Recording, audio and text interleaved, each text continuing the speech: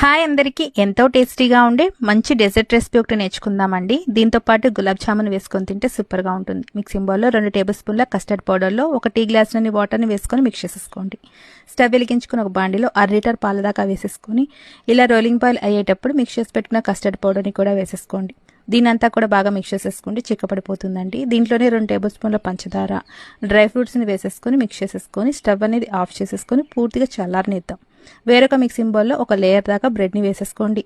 ముందుగా ప్రిపేర్ చేసి పెట్టుకోవాలండి గులాబ్ జామున్లో ఉన్న సిరప్ని ఒక లేయర్ కింద వేసేసుకోండి. బ్రెడ్లు మునిగేదాకా కస్టర్డ్ మిల్క్ని యాడ్ చేసుకోండి. తర్వాత మళ్ళీ ఇంకొక లేయర్ కింద బ్రెడ్ స్లైసెస్ని, తర్వాత షుగర్ సిరప్ని, మళ్ళీ కస్టర్డ్ మిల్క్ని యాడ్ చేసేసుకున్నాక ఫైనల్గా దీంట్లో గులాబ్ జామున్తో ఇలా డెకరేషన్ చేసేసుకొని డ్రై ఫ్రూట్స్ డెకరేషన్ చేసేసుకొని 1 గంట పాటు ఫ్రిడ్జ్లో పెట్టేసుకొని సర్వ్ చేసేసుకుంటే చల్లగా చాలా టేస్టీగా ఉంటుంది. ఒకసారి మీరు కూడా ట్రై చేసేయండి. సూపర్గా కుదురుతుంది. నచ్చితే కనుక లైక్ చేసి షేర్ చేయండి.